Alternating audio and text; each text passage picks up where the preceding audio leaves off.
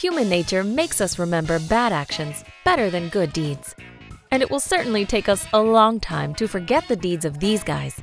Take a look at our ranking to remember which men are best not to deal with under any circumstances, even if they pass you a beautiful rose. Number 7. Brad Womack, Season 11. Who could spend time with 25 charming ladies who are begging for even a moment of time with you in the most romantic settings in the world and not choose at least one of them? Womack, that's who. Villain to some, rebel to others, Brad finished his first stint on The Bachelor by turning down both of the final ladies standing in front of him. And we could probably even have forgiven him if it wasn't for one thing. Just before the finale, Brad promised the contestant Deanna Pappas that the final rose ceremony would be a good day for her. Well, it was really awkward. Even Ellen DeGeneres blamed Womack for being a jerk by leading Pappas on, and Womack didn't really deny that accusation. Not only am I dumping 2 girls, but I'm doing it on national television, Brad recalled. I'm about to be the biggest jerk in America. Still, ABC decided that Womack deserved another try at finding love on TV, and this Bachelor returned on the show's 15th season, and immediately got slapped by one of the contestants during the new season's premiere. "That's from every woman in America," Chantel O'Brien said. Brad was so impressed with such behavior that Chantel even made it to the finale, but lost out to Emily Maynard. As it often happens in this most romantic TV show, the couple broke up shortly after the finale aired. Later, Maynard revealed that Womack had once broke things off between them while their relationship was still under wraps, CCing her in an email to producers saying, "Sorry, but things didn't work out with Emily and I. It wasn't the fairy tale I thought it would be." Apparently, bad decisions are this guy's specialty. Number 6. Nick Viall, Season 21. Those of you who don't know who Nick V, as the show calls him, is, just keep in mind he's not the kind of man you'd want your daughter dating.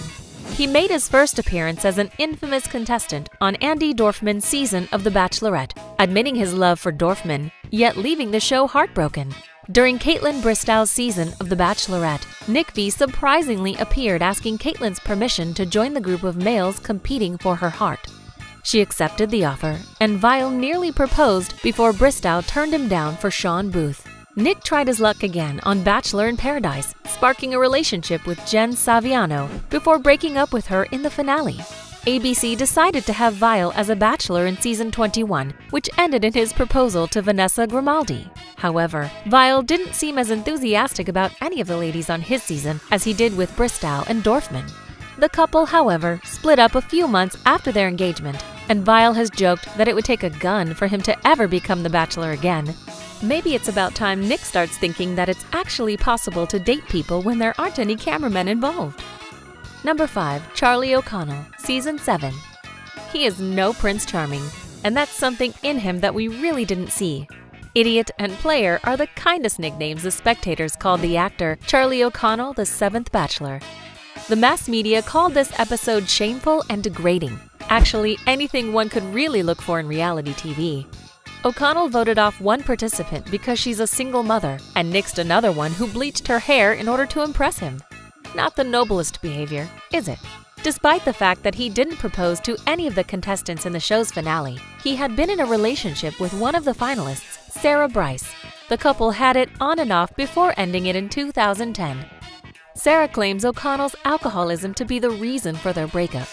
And really, sometimes it was quite obvious that O'Connell was interested in alcohol, nearly more than he was in contestants. By the way, O'Connell had a tense relationship not only with the contestants, but also with the host, Chris Harrison. After 15 years, 30-some-odd people that have been through this show, there are people I get along with better than others, and then some that we just meld with, he said. Charlie and I, he was just East Coast, me, Southern kid. It was like oil and water. We just didn't get along. However, it is worth noting that despite all his flaws, he still met the one. Last May, he got married to the Playboy playmate Anna Sophia Berglund. Number 4. Ben Flonick, Season 16. You were trying to forget him, but nope, here he is. ABC's bio described the 28-year-old winemaker, Ben Flonick, as a rare, modern Renaissance man and listed things he enjoys doing, despite the fact that he mostly felt awkward, regardless of whether he was trying to ride a horse or to fish. He made for awful television because he is not even close to a person anyone would want to date. It was even funny to watch women he dumped cry their way off the show because they were actually the real winners. His incapability of making the right decisions led to the worst possible match in the finale, as he chose the woman who went on to write a book about their relationship. After the 16th season of The Bachelor, Courtney Robertson, the winner, confessed to Us Weekly that she and Ben Flonick had sex in the ocean during their adventurous date in the clip above.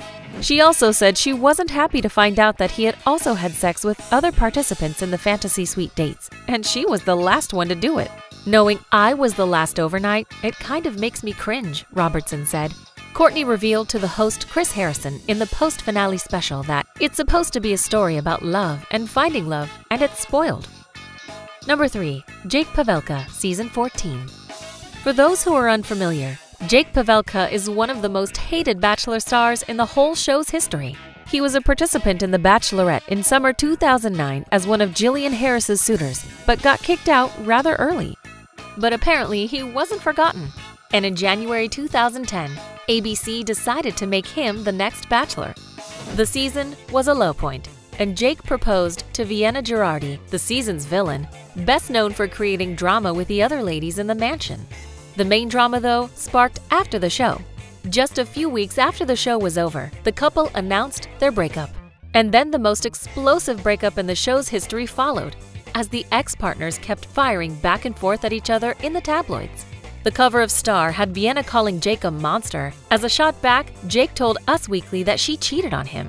But the truly terrifying reality popped up when ABC decided to cash in on all this scandalous news and have the pair back for a special segment where they could reveal all their grievances on camera. Eventually, things all came to a boiling point when the two sat down with Chris Harrison and had a fight right in front of the cameras. Pavelka was angrily yelling at Girardi to stop interrupting him, and she broke down in tears and stormed off the set. Just looking at this self-satisfied smirk when he's making Vienna burst out in tears looks terrifying. Chris Harrison told TV Guide, "I think you saw Jake for who he is." Yeah, we think so too. Number 2. Juan Pablo, Season 18. We've got a few reasons to hate this guy. To start, he's a homophobe. Soon after his season's premiere in January 2014, Juan faced a lot of backlash from some comments that he made in an interview with the TV page. When asked if he'd like to see an openly gay or bisexual bachelor, Galavis said, "I don't think it is a good example for kids to watch that on TV."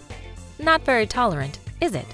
Just a few weeks after, Galavis ended up on the hot seat again after the release of an episode of The Bachelor, which featured Juan Pablo and participant Claire Crowley presumably hooking up in the ocean, only for him to later say that it was fully Crowley's initiative to have the encounter, and it had been a little weird for him, though by all accounts, the connection seemed more than mutual.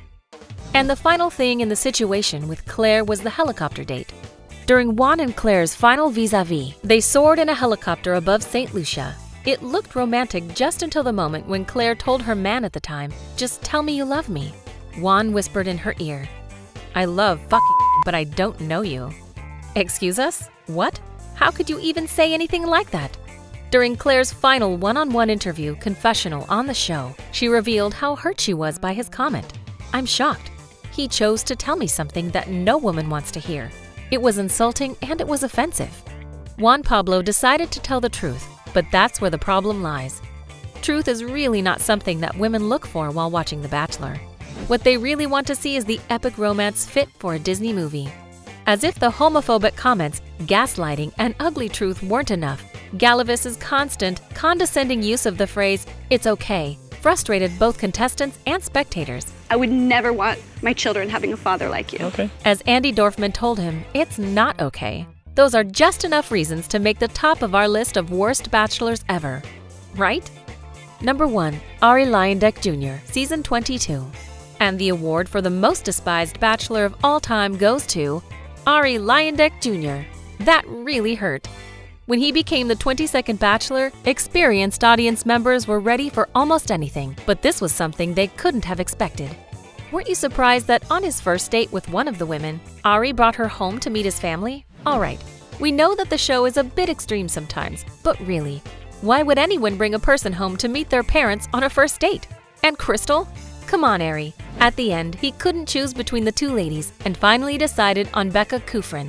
The couple really seemed happy, and Ari kept capturing every moment of those magical weeks.